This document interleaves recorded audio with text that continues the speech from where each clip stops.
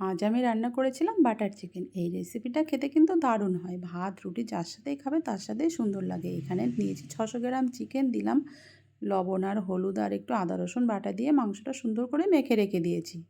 শুকনো কড়াইতে দিয়েছি 4টে এলাচ, 2টো বড় এলাচ, 4টে লবঙ্গ আর 10 থেকে 12টা কাজু বাদাম, 4টে তেজপাতা আর 4টে শুকনো লঙ্কাও দিয়ে দিলাম।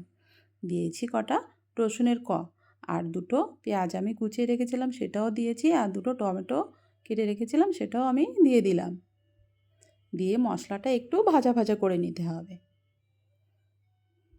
এবার আমি দিয়েছি 1 চামচ লঙ্কার গুঁড়ো আর একটু দিয়েছি চিনি, যাতে টমেটোর টক ভাবটা না থাকে। মাংসটা একটু কষে নেব। দিয়েছি এখানে আমি ধনিয়া পাতার ডাঁটা আর দিলাম একটু বাটার, দিয়ে একটু সামান্য জল দিয়ে আর একটু আমি নেড়ে চেড়ে নেব। এবার আমি এটা ঢাকা চাপা দিয়ে 10 থেকে 12 মিনিট সিদ্ধ করে নেব মাংসটা। মাংস আর মশলাটা কিন্তু সিদ্ধ হয়ে গেছে। মাংসগুলো এবার একটা চিমটির সাহায্যে আমি তুলে নেব।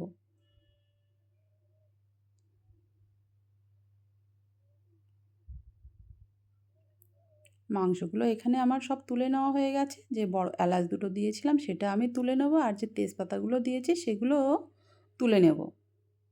এখানে মশলাগুলো সব মিক্সিং জারে দিয়ে দেব পেস্ট করার জন্য।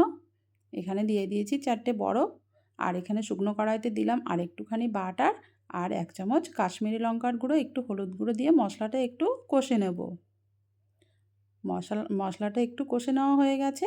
এবার যে মশলাটা পেস্ট করে রেখেছিলাম অল্প একটু দিয়ে মশলাটা কষে নেব, যাতে মশলাটা তলায় না লেগে যায়।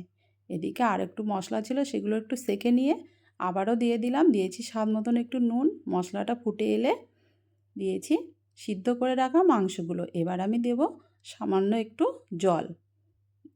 6 থেকে 7 মিনিট এটা লো ফ্লেমে রান্না করে নিলেই রেডি হয়ে যাবে বাটার চিকেন। মাংসটা কিন্তু আমার রেডি হয়ে গেছে। দিয়েছি একটু কসুরি মেথি আর একটু এলাচ গুঁড়ো। আর গরম ভাতের সাথে এরকম যদি বাটার চিকেন হয় তাহলে তো কোনো কথাই হবে না। আর আমার রেসিপিটা কেমন হয়েছে জানিও।